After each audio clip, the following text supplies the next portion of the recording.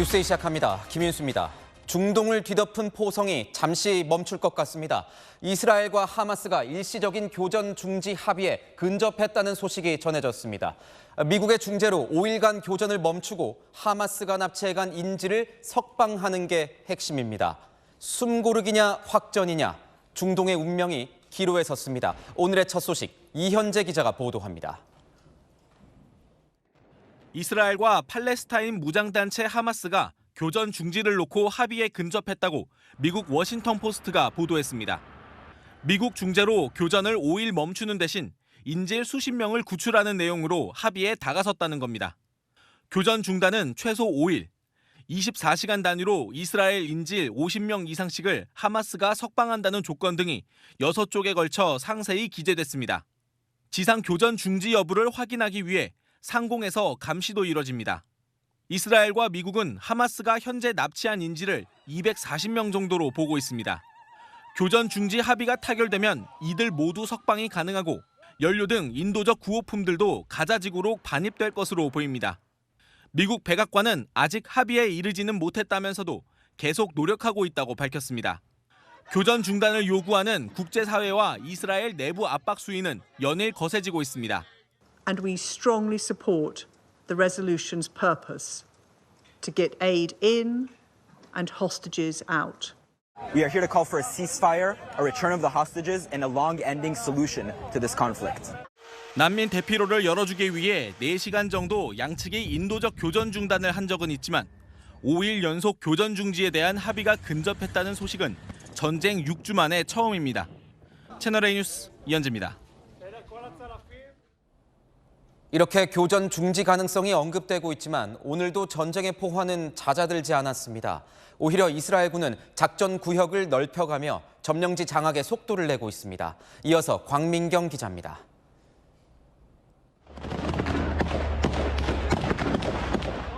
전차를 은폐물로 삼은 이스라엘 보병들이 건물에 매복한 하마스 대원을 향해 무차별 총격을 가합니다. 골라니 여단 소속 이스라엘군은 작전 구역을 넓혀 가자지구 남부로 진격했습니다. 서부 지역을 장악해 지중해 연안을 봉쇄한 뒤 동쪽으로 공격 범위를 넓히고 있습니다. מבין זאת הערב ויבין זאת בימים הקרובים. וגם מי שנמצא בדרומה של רצועת עזה יבין זאת בקרוב. 남부 도시 칸 유니스에서는 주거용 건물이 이스라엘군의 공습을 받아 최소 26명이 숨진 것으로 알려졌습니다. 건물 잔해에서 생존자 수색 작업이 처절하게 이어집니다. قاعدين في منطقة الأمان اللي هو حانا فجأة اللي سمعنا صوت الصواريخ بتنضرب. اجينا نشوف الأهداف. 또 하마스가 통치하는 가자지구 보건부는 난민촌이 있는 자발리아에도 공습이 이어져 80명이 숨졌다고 발표했습니다.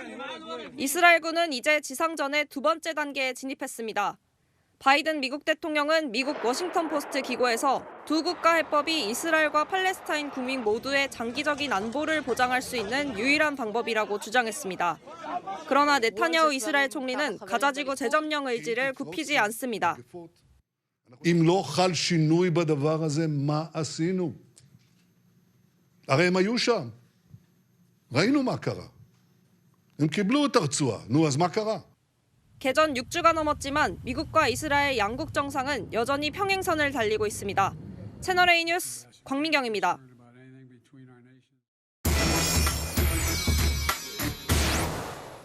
네, 아는 기자 외교안보 국제부 김재혁 기자 나왔습니다. 자, 김 기자, 실제 합의가 이루어진다면 이스라엘 하마스 전쟁 6주 만에 가장 반가운 소식입니다. 실제 합의에 도달할 가능성은 얼마나 됩니까? 네, 이스라엘과 하마스가 교전 일시 중단 합의에 근접했다는 소식은 미국 관리를 인용한 미국 워싱턴 포스트의 보도로 알려졌는데요.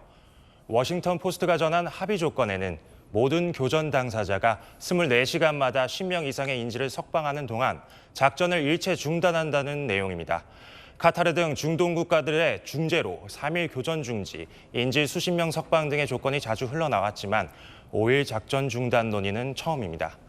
보도가 나간 직후 백악관은 아직 합의에 이르지 못했고 합의에 이르기 위해 노력 중이라고 밝혔는데요. 합의가 임박은 했지만 실제로 성사되기까지는 조금 더 지켜봐야 하겠습니다. 그렇군요. 휴전이라는 말을 쓰지 않고 교전 중지라고 이야기를 하고 있습니다. 여기에는 어떤 차이가 있는 겁니까? 예, 영어로 pause conflict라는 교전 중지는 인도주의적 목적을 위해 말 그대로 적대 행위를 일시 중단하는 겁니다. 평화협상, 전쟁 종결과 같은 정치적 타협을 위해 전투를 중단하는 휴전, 즉 시즈파이어와는 차이가 있습니다. 이스라엘 자위권을 지지하는 국가들은 장기간 이어질 수 있는 휴전을 합의할 경우 하마스의 재정비와 재건을 위한 시간만 벌어줄 것이라고 반대하고 있습니다. 그렇군요. 만약에 실제로 이 교전 중지가 이루어진다고 한다면 이스라엘과 하마스는 각각 무엇을 얻게 되는 겁니까? 네, 교전 중지가 성사되면 일단 가자 지구의 인도주의적 한계 상황에 숨통이 트일 것으로 보입니다. 특히 이집트에서 라파 국경을 통한 연료 등 인도적 물품 전달은 양측 전투 상황에 따라 들쑥날쑥했죠. 세계보건기구는 가자 지구 병원 36곳 중 25곳이 연료 부족과 시설 파손으로 재기능을 하지 못하고 있는 만큼 연료와 구호품 공급은 사상자 급증을 막을 수 있을 것으로 기대합니다. 이스라엘에서는 인질을 석방해달라는 요구가 빗발치고 있는 만큼 매일 10명 이상 이스라엘 인질들이 석방된다면 네타냐후 이스라엘 총리에 대한 국내 비난도 다소 누그러질 것으로 보입니다. 만약에 이 교전 중지에 이르게 된다면 앞으로의 전쟁 양상 어떻게 되는 겁니까? 전면적인 교전 중지가 일시적으로 이어지겠지만 수일 내에 다시 전투가 재개될 가능성도 있습니다. 이스라엘은 지난주부터 가자 북부에서 하루 4시간씩 교전을 중지한 사례도 있었지만 난민 대피 통로를 위한 일시 중지에 불과했습니다. 하마스를 협상 상대가 아닌 괴멸 목표로 보고 있는 이스라엘군은 남부 진격 재개로 2단계 지상전을 예고하고 있습니다. 실제 이스라엘은 가자 지구 북부 난민촌 자발리아와 가자시티 외곽 자이툰 지역에서 하마스의 군사 시설을 파괴하면서 북부 완전 점령을 위해 속도를 높이고 있습니다. 교전 중지가 합의에 이르지 못하거나 끝날 경우 하마스 지도자 신와르의 고향이자 세력 기반인 칸 유니스 등이 위치한 가자 지구 남부 지역으로 향하며 남부 진격이 본격화할 것으로 보입니다. 네, 지금까지 아는 기자였습니다. 민주당이 청년 비하 논란을 일으킨 현수막 문구를 결국 삭제했습니다. 비명계는 당 사무총장을 책임자로 지목하고 나섰지만 민주당은 홍보회사 탓을 하고 있습니다. 이동훈 기자입니다. 더불어민주당이 청년 세대 비하 논란을 일으킨 현수막 문구를 삭제하기로 했습니다. 그러면서도 논란이 된 문구는 당과는 무관하다고 선을 그었습니다. 당에서 한 게 아니고 업체에서 캠페인 준비를 위해서 했던 겁니다. 이 캠페인을 준비하는 홍보 시행사 이런 곳인 것 같습니다. 뿌리 자르기 아닌가요? 그건 그렇게 말씀하시는 거는 전 동의하기는 좀 어렵고요. 하지만 현수막 문구는 당 최고위원회의와 총선 기획단에도 사전 보고가 된 것으로 알려졌습니다. 이후 민주당 사무처는 오는 23일 발표될 청년층 겨냥 갤럭시 프로젝트 홍보를 위해 정치는 모르겠고 나는 잘 살고 싶어, 경제는 모르지만 돈은 많고 싶어 등 현수막 문구를 각 시도당에 보냈습니다. 오늘 출범 후 첫 공식 행사를 한 비명계 모임 원칙과 상식은 이재명 대표의 당 운영 방식 탓이라고 주장했습니다. 이상하잖아. 그래서 갑론을박을 하면서 그 사이에서 필터링이 이루어지고 오류가 수정이 되는데 그 과정이 없었던 것 같습니다. 유일체제다 보니까 오류에 빠져 있어요. 어제 현수막 책임자의 사퇴를 요구하기도 했는데 오늘 그 책임자로 이 대표와 가까운 조정식 사무총장을 지목했습니다. 당에서 한 게 아니고 업체에서 캠페인 준비를 위해 했던 거다. 공문서를 보면은 이제 사무총장 그리고 홍보위원장 한준호 이렇게 해가지고 나와 있습니다. 국민의힘은 민주당이 청년들을 돈만 하는 이기적인 집단으로 매도하며 비하한 것에 대한 어떤 사과도 없이 삭제해놓고 궁색한 변명만 한다고 비판했습니다. 채널A 뉴스 이동훈입니다. 한동훈 법무부 장관의 내년 총선 출마설이 끊이지 않고 있습니다. 여권에선 한 장관이 총선 출마를 위해 장관직에서 물러나는 시점이 다음 달 중순 이후가 될 것이란 이 구체적인 전망까지 나오고 있습니다. 조아라 기자입니다. 한동훈 법무부 장관이 내년 4월 총선에 출마하는 쪽으로 가닥이 잡힌 것으로 알려졌습니다. 여권 관계자는 당의 차출 요구가 있을 경우 한 장관은 출마할 것이라고 말했습니다. 여당이 총선 승리를 위해 스타 장관인 한 장관의 출마를 필요로 하는 상황에서 한 장관이 출마로 마음이 기울었다는 것입니다. 제가 대구에 두 번째 왔는데요. 저는 평소에 대구 시민들을 대단히 깊이 존경해 왔습니다. 국민의힘은 여소야대의 국회 구도를 바꿔 윤석열 정부의 국정 동력을 얻기 위해선 내년 총선은 가용한 자원을 총동원하겠다는 입장입니다. 추경호, 원희룡, 박민식 장관 등 정치인 출신 장관들의 총선 출마로 이르면 11월 말 중폭 개각이 예상되는 가운데 한 장관의 교체 시기는 12월 중순 이후가 될 것이란 관측이 나옵니다. 총선 출마를 위한 공직자 사퇴 시한은 내년 1월 11일까지인데 혁신위가 던진 승부수의 성패가 결정되고 이준석 신당의 창당 여부가 정해지는 12월 말 이후가 유력하다는 해석입니다. 혁신위가 동력을 잃고 조기 해체될 경우 한 장관이 총선에 새로운 바람을 일으킬 선거대책위원장 역할을 맡아 조기 등판할 수 있다는 관측도 나옵니다. 당초 한 장관의 출마에 미온적이었던 대통령실의 기류 변화도 감지되고 있습니다. 여권 핵심 관계자는 당장 법무부 장관을 교체하기에는 타이밍이 빠르다면서도 보수 진영에서 강한 요청이 오면 결국 교체가 이뤄질 수 있다고 말했습니다. 채널A 뉴스 조아라입니다.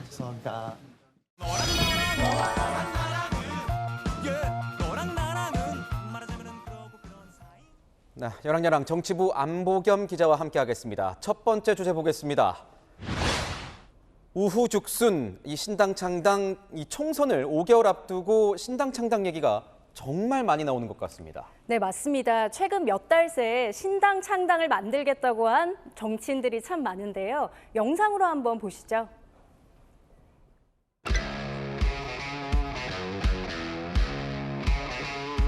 함께 한국 정치를 바꿔나갑시다. 우리는 상식적이고 합리적인 주장을 하는 정당을 만들겠습니다. 저는 당이 제대로 변하지 않으면요 100이에요. 전국구용 신당이 만들어질 수밖에 없고 저 역시 이것을 심각하게 고민하고 있다는 말씀을 드리겠습니다. 네, 이들 중에서는 이준석 전 대표가 최근에는 가장 적극적인 모습 아니겠습니까? 네, 맞습니다. 이준석 전 대표 오늘은 광주를 찾았습니다. 과연 지금 1년 반 정도가 지나가지고 큰 마음 먹고 찍어주셨던 전라도의 시도민들이 만족할 만한 정치가 이루어졌느냐에 대해서는 아니라고 생각합니다. 이 자리에는 민주당 소속인 이용섭 전 광주시장이 참석해 눈길을 끌었는데요. 이 전 시장은 채널A에 선배로서 신당을 연결하고 조직화를 시켜주는 역할을 맡고 싶다며 신당 지원 의사를 밝혔습니다. 이렇게 신당을 창당하겠다는 이야기가 이어지는 이유가 있을까요? 네, 여론조사를 보면 아실 수 있는데요. 지난 금요일 발표된 한국갤럽의 여론조사를 살펴보면 어느 정당도 지지하지 않는 무당층의 비율이 27%입니다. 국민의힘과 민주당을 지지 않는 무당층이 많은 만큼 이들의 지지를 얻으면 이번 총선에서 의미 있는 결과를 낼 수 있다고 보는 겁니다. 이들의 3분의 1 지지만 얻더라도 지난 총선 9.67% 득표율을 기록한 정의당이 비례대표 5석을 차지했듯이 어느 정도 세력화가 가능하다는 계산인 거죠. 정치적 세력화의 답이 있군요. 자, 두 번째 주제 보겠습니다. 사법수장 임명 올스톱. 왜 그런 겁니까? 우선 이종석 헌법재판소장 후보자는 지난 13일 인사청문회를 마쳤습니다. 인사청문회법상 청문회가 끝난 뒤 3일 안에 청문 보고서를 처리해야 하지만 민주당이 협조하지 않고 있는데요. 이럴 경우 국회의장이 바로 본회의에 부의할 수 있지만 이것도 하지 않은 상태입니다. 헌법재판소는 9일째 수장 공백 상태입니다. 청문회까지 끝났는데 본회의 포결이 안 되고 있는 겁니다. 이 왜 길어지는 겁니까? 네, 민주당이 추진하는 이동관 방송통신위원장과 검사에 대한 탄핵안과 무관하지 않는데요. 국민의힘은 정치적 의도를 의심합니다. 탄핵안 철회에 대한 효력정지 가처분 판결의 지연을 노리는 것인지 뚜렷한 이유 없이 인준에 미온적으로 나오고 있습니다.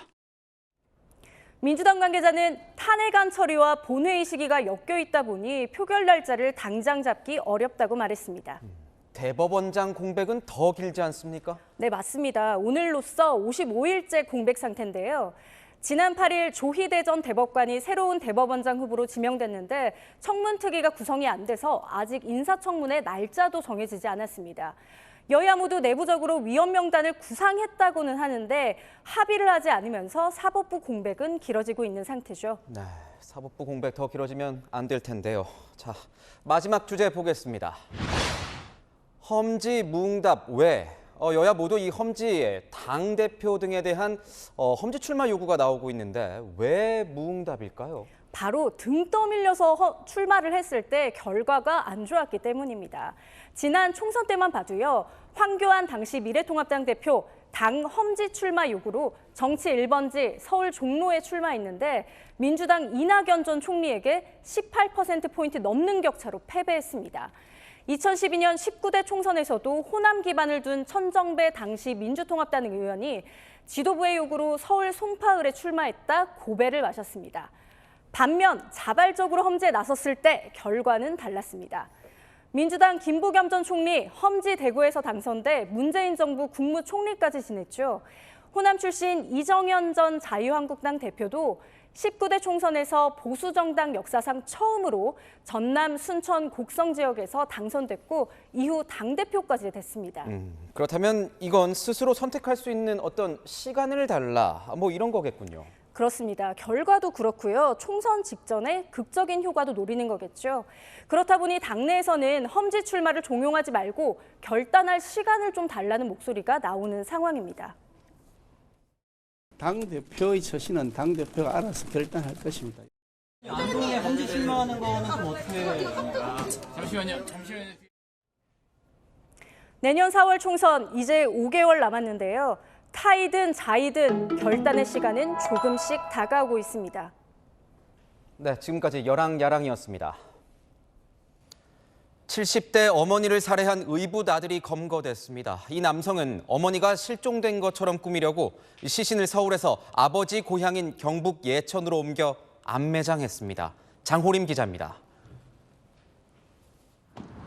카키색 패딩을 입고 고개를 푹 숙인 채 법원에 출석한 40대 배모 씨. 지난달 19일 돈 문제로 다투다 70대 의붓 어머니를 살해하고 시신을 유기한 혐의입니다. 전 박아놨어요. 돈 때문에 살해한 거 맞으십니까? 돈이가 죄송합니다. 배 씨는 범행 뒤 어머니의 시신을 아버지의 고향인 경북 예천으로 옮긴 뒤 하천 옆 갈대밭에 암매장했습니다. 배 씨는 경찰 조사에서 어머니가 실종된 것처럼 꾸미기 위해 연고가 있는 예천까지가 시신을 유기했다고 진술했습니다. 배 씨는 범행 직후 어머니 통장에서 현금 30만 원을 찾아 시신을 옮기는 데 사용할 렌터카를 빌린 것으로 드러났습니다. 배 씨의 범행은 이웃 주민의 신고로 드러났습니다. 옆집에서 이제 주인한테 얘기를 했대요. 강아지가 있잖아요. 이제 주인이 없으니까 밤새 오니까. 그래서 좀 동사무소에 신고하죠.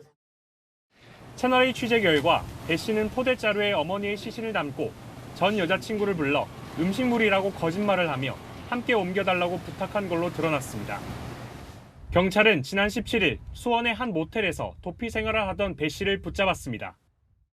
여기 집에서 경찰 2명 CCTV 보더니 데려가긴 데려갔는데 경찰 조사에서 배 씨는 병원비 마련 등을 위해 범행을 저질렀다고 진술한 것으로 드러났습니다. 경찰은 배 씨의 정확한 범행 동기 등을 조사하고 있습니다. 채널A 뉴스 장호림입니다. 지하철역 승강장에서 술에 취한 행인의 휴대전화를 훔쳐온 상습 절도범이 체포됐습니다. 승강장 CCTV 카메라에 사각지대를 골라 범행을 했지만 맞은편 스크린도어에 반사된 범행 장면이 고스란히 찍히면서 덜미가 잡혔습니다. 손인혜 기자입니다. 자정이 가까운 시각 서울의 지하철역 승강장. 술에 취해 잠든 승객 옆으로 한 남성이 슬그머니 다가갑니다.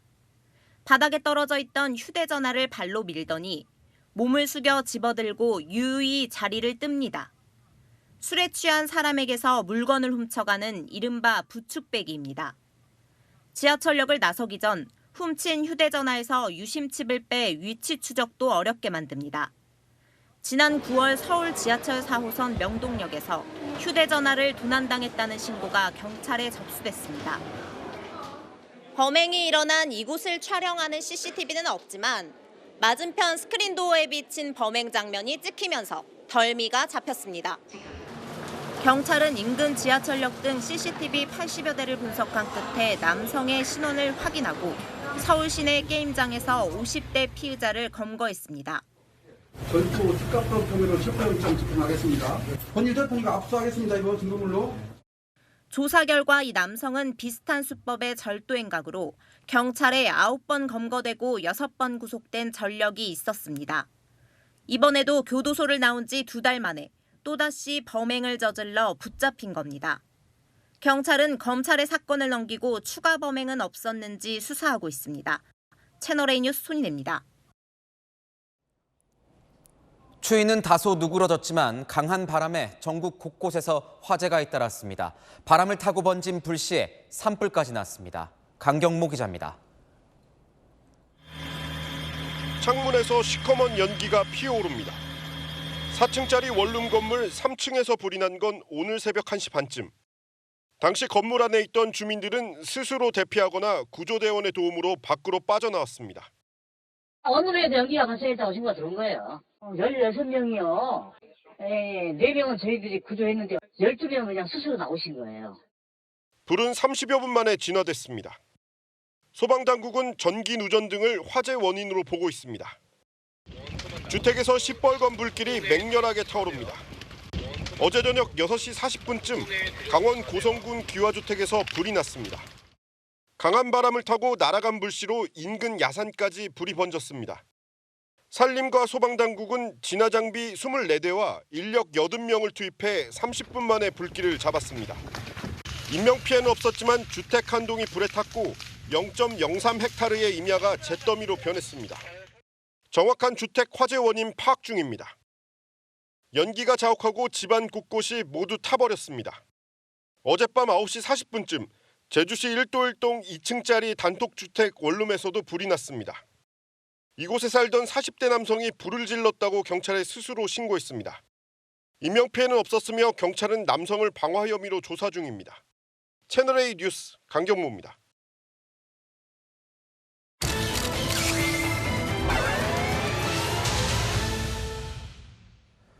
서울 영등포구에서 80대 건물주를 살해한 주차 관리인이 최근 구속됐습니다. 경찰은 주차 관리인에게 이 살해를 지시한 혐의로 또 다른 남성에 대해서도 수사를 벌이고 있습니다. 주차 관리인을 심리적으로 지배한 가스라이팅은 아니었는지 들여다보고 있습니다. 사회일부 백승우 기자와 사건을 보다에서 자세히 짚어보겠습니다. 자, 백 기자, 우선 무슨 일이 있었던 건지 사건 설명부터 좀 해주시겠습니까? 네, 먼저 지난 12일이었습니다. 일주일 전이었는데요. 서울 영등포구에서 80대 건물주가 옥상에서 흉기에 찔려 숨진 채 발견된 사건이 있었죠. 이 범인은 범행이 일어난 곳 바로 옆 모텔에서 주차 관리를 하던 30대 남성 김모 씨였습니다. 김 씨는 범행 11시간 뒤 강릉 KTX 역사 앞에서 검거됐습니다. 그런데 이 남성 범행 현장에서 곧장 달아난 게 아니었습니까? 네, 맞습니다. 바로 달아나지 않았는데 어떻게 된 건지 먼저 저희가 확보한 블랙박스 영상 보시겠습니다. 김 씨가 양동이를 들고 주차장을 서성이죠. 이때가 오전 10시 20분쯤입니다. 그러니까 건물주를 살해한 지 이제 20분 정도 지난 뒤의 모습인 겁니다. 아무 일 없다는 듯 평소처럼 자신의 업무를 하고 있는데 이후 시간이 꽤 흘러 오후 4시 25분쯤이 됩니다. 경찰이 시신을 발견하고 수사를 시작한 지 3시간이 지났을 때인데요. 김 씨는 그제서야 파란색 패딩으로 갈아입고 경찰차 옆을 지나쳐 현장을 떠납니다. 그러면 이 범행 동기가 뭐였습니까? 네, 김 씨는 경찰에 제3자가 시켜서 한 일이라고 진술을 했습니다. 범행 장소 바로 옆 건물에서 모텔을 운영하는 40대 조모 씨가 시켰다고 말한 겁니다. 조 씨는 평소 재개발 사업건으로 숨진 건물주와 갈등이 있었던 걸로 전해지는데요.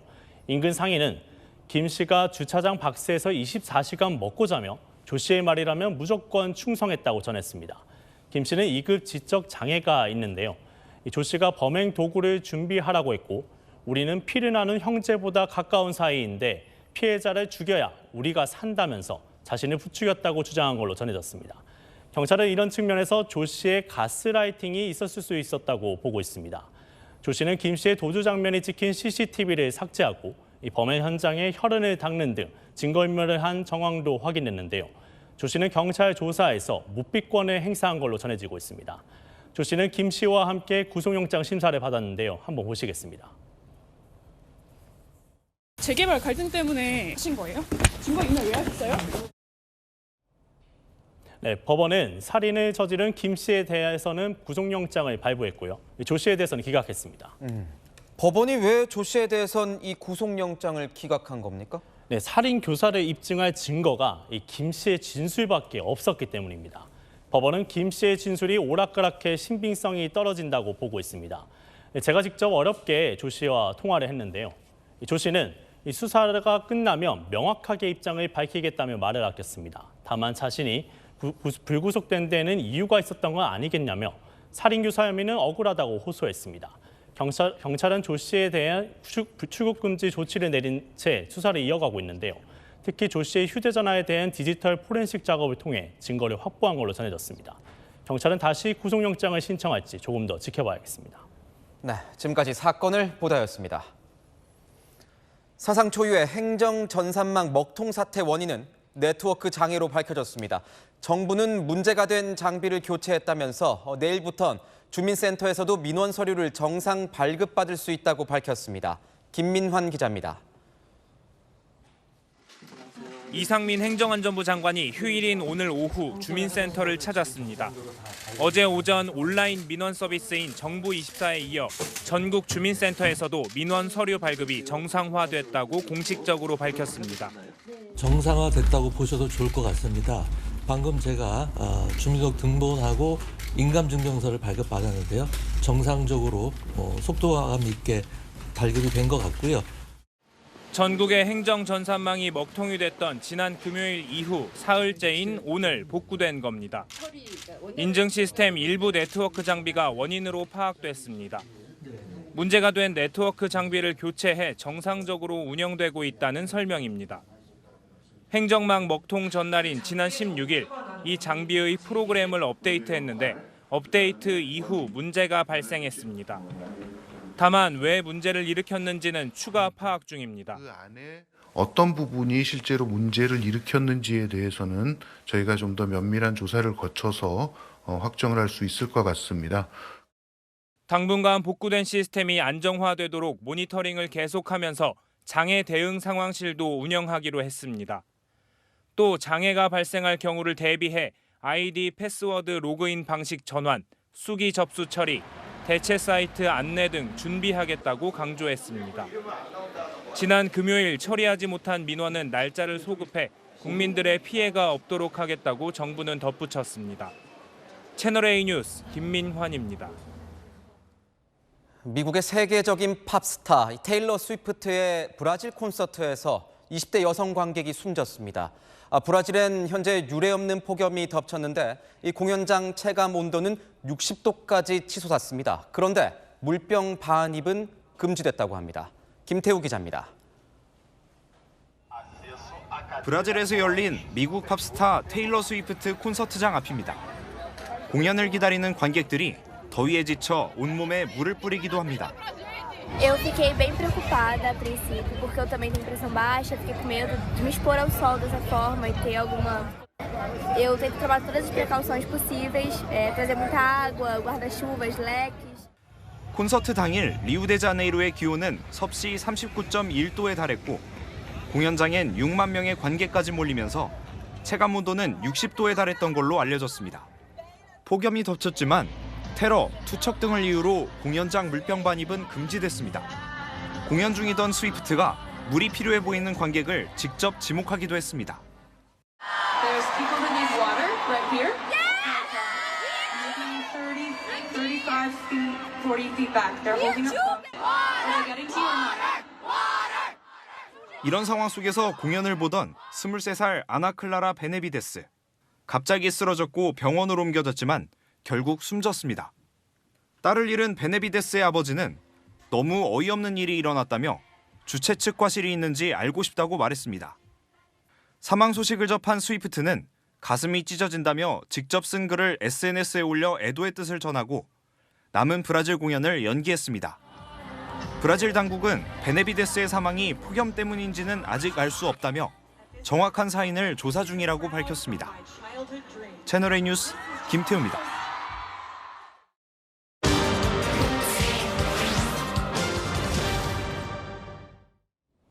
이스라엘과 하마스의 전쟁은 6주째 이어지고 있습니다. 서로를 향한 무차별 공격에 무고한 민간인 희생이 잇따르고 있습니다.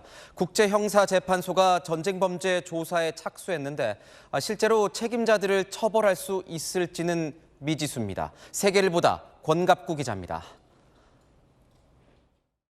전쟁 중 국제법을 위반하거나 과도하게 인권을 침해하는 행동을 놓고 전쟁 범죄라고 부릅니다.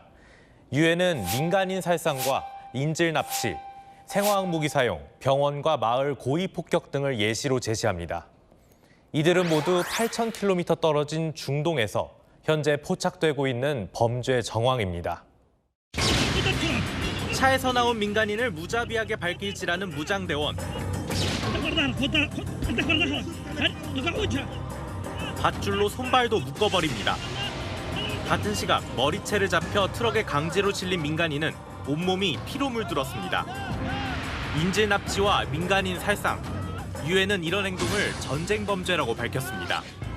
The abhorrent attack launched by Hamas on 7 October and Israel's devastating ongoing military operation in Gaza have taken a staggering toll on civilians and deeply shaken Israelis and Palestinians alike. 별똥별처럼 내려와 밤하늘을 노란색으로 물들입니다. 백린탄이 터졌을 때 나타나는 현상입니다. 국제 엠네스티는 이스라엘군의 백린탄 사용을 확인했다고 주장했습니다. We've had geolocated and verified videos that show artillery shells being airbursted over Gaza and over Lebanon deploying white phosphorus. 백린탄으로 붙은 불은 순간 최고 5,000도까지 올라가 모든 걸 녹입니다. 민간인 거주지에 대한 백린탄 공격은 국제법 위반. 사실로 확인되면 이 역시 전쟁 범죄입니다. 쌓여있는 아이의 시신들. 인큐베이터 밖으로 내몰려 미숙아들은 짧은 생을 마감할 위기에 처했습니다. 대전 이후 가자 지구에서 희생된 아이들은 5,000명에 달합니다. 이스라엘의 주장대로 하마스가 인간 방패로 삼았다면, 반대로 하마스 주장대로 이스라엘이 민간인을 고의 학살했다면 모두 전쟁 범죄가 될 수 있습니다. 국제형사재판소 ICC는 전쟁 범죄 조사에 착수했습니다. Independently looking at the situation in Palestine, we are looking at the events in Israel. 실제 처벌로 이어질지는 미지수입니다. 하마스는 ICC 회원국이 아닌 무장단체이기 때문에 조사 대상이 아닙니다. 이스라엘 역시 ICC 관할권을 인정하지 않고 있습니다. 또한 하마스 지휘본부가 병원 지하에 있다며 표적 작전을 주장하는 이스라엘은 고의로 민간인을 노린 건 아니라며 면책을 주장할 수 있습니다. 이런 현실 속에 ICC가 전쟁 범죄로 기소한 사람들 44명은 모두 아프리카 출신입니다. 국제법을 무시한 채 전쟁은 6주를 넘어섰고 무고한 민간인들은 오늘도 공포 속에 하루를 보내고 있습니다. 세계를 보다 권갑구입니다.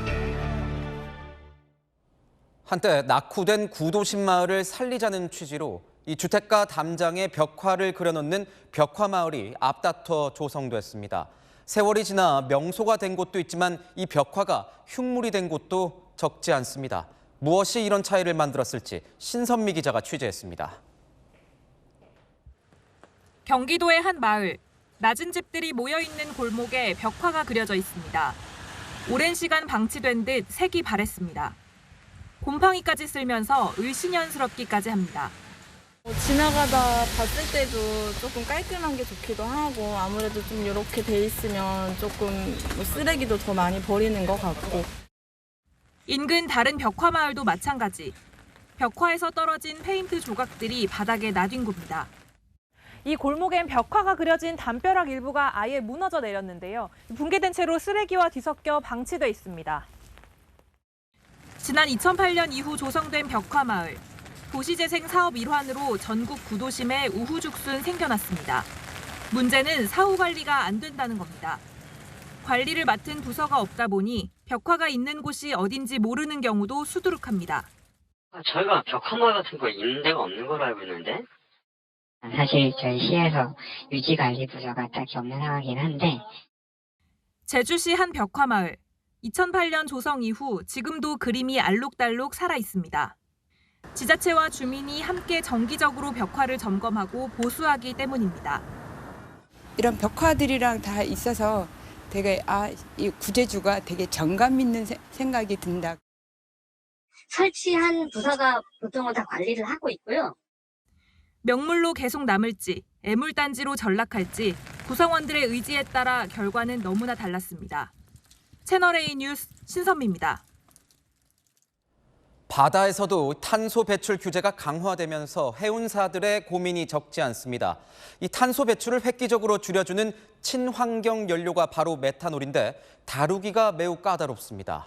그런데 우리 기업들이 세계 최초로 해상에서 초대형 선박에 메탄올을 급유하는 데 성공했습니다. 안건우 기자입니다. 거대한 컨테이너 선박으로 다가가는 급유선. 급유하는 연료는 탄소 배출량이 선박류의 5% 수준인 친환경 에너지, 메탄올입니다. 급유한 양은 1000톤, 유조차 400대 분량입니다. 메탄올은 불이 붙는 인화점이 11도로 낮고 독성이 있어 다루기가 매우 까다로운데 해상에서 대량의 메탄올을 찾아가는 서비스로 공급하는데 세계 최초로 성공한 겁니다. 기존의 육상 수급에 비하여 수급 횟수와 기간을 90% 단축시킬 수 있는 획기적인 방법입니다. 급유를 받은 선박도 머스크로부터 수주해 HD 현대중공업이 건조한 첫 초대형 메탄올 컨테이너선입니다. 한 달 정도의 시운전을 마친 뒤 내년 초 세계 최초의 초대형 메탄올 선박이 정식 항해를 시작합니다. 바다에선 전 세계 교역의 80%가 이루어집니다. 국제해사기구가 2050년까지 해운업체들의 탄소 배출량을 제로로 낮춘다는 목표를 제시하면서 우리 조선과 해운업계는 친환경 기술 개발에 박차를 가하고 있습니다. 선박연료 패러다임 전환에 선제적으로 대응하기 위해서 친환경 선박연료 구축 방안을 마련했습니다. 울산이 세계 4위 액체 항만인 걸로 알고 있습니다. 협력을 많이 할 거를 기대를 하고 있습니다. 이번 해상급유 성공으로 한국은 선박 수출을 넘어 거점 항만으로서 울산항의 위상도 높였다는 평가입니다. 채널A 뉴스 안건우입니다. 전 세계에서 가장 인기 있는 온라인 게임 리그 오브 레전드의 이 월드 챔피언십, 이른바 롤드컵 결승전이 지금 서울 고척돔에서 열리고 있습니다. 많은 게임 팬들은 추위 속에서도 이 거리 응원전을 펼치고 있습니다. 광화문 광장 거리 응원 현장에 취재기자 나가 있습니다. 이현용 기자, 현장 분위기는 어떻습니까? 네, 이곳 광화문 광장은 이른 시각부터 팬들이 몰리면서 발 디딜 틈이 없습니다. 날씨가 다소 풀렸지만 그래도 쌀쌀한 느낌인데요. 팬들의 응원전이 광화문을 뜨겁게 만들고 있습니다. 광화문 광장엔 대형 전광판이 설치됐는데요. 멋진 장면이 나올 때마다 함성이 터지고 있습니다.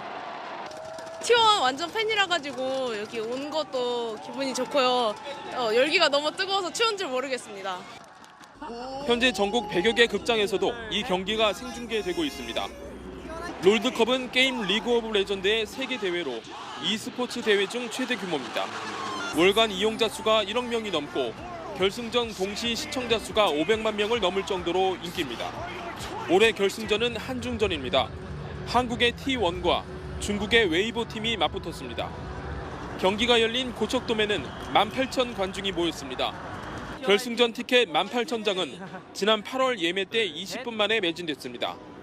온라인에선 안표 가격이 장당 400만 원까지 치솟았고 극장 티켓도 웃돈이 붙었습니다. 취소표를 잡으려고 새로 고침을 한 10,000번 정도 한 것 같습니다. 그래서 힘들게 취소표를 구해서 왔는데 기분이 너무 좋아요. 한국이 낳은 세계적인 스타 페이커 이상혁이 정상 탈환을 하면서 사상 첫 4번째 우승에 성공할지가 초미의 관심사입니다. 지금까지 광화문 광장에서 전해드렸습니다. 몇 며칠 전국을 얼어붙게 했던 강추위는 물러났습니다. 주 중반까지 기온이 더 오를 텐데요.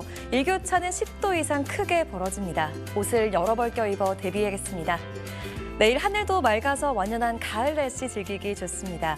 다만 출근길엔 짙은 안개를 조심하셔야겠고요. 동해안은 대기가 무척 건조한 데다 강풍까지 불어서 화재사고 예방에 힘써야겠습니다. 내일 아침 서울의 기온 1도, 춘천 영하 2도로 주말보다 기온은 높아지지만 여전히 춥겠습니다. 낮엔 서울이 11도, 대구는 15도까지 오르겠습니다. 주 후반엔 다시 영하권 추위가 되겠고 이번 주 비 소식이 잦습니다. 날씨였습니다. 내년 총선을 앞두고 여야 정치권은 너도나도 청년을 강조하고 있습니다. 그런데 정작 청년들에겐 외면받고 있습니다. 청년을 단순히 표로만 보고 철부지 아이 취급을 하니 진심을 얻지 못하는 겁니다. 오히려 청년들에겐 취업, 주거, 결혼 문제 어느 것 하나 속 시원히 풀지 못하면서 선거 때만 되면 청년을 위하는 척하는 이 정치권이 유치해 보일 겁니다. 마침표 찍겠습니다. 철들지 않은 정치. 뉴스에이 마칩니다. 고맙습니다.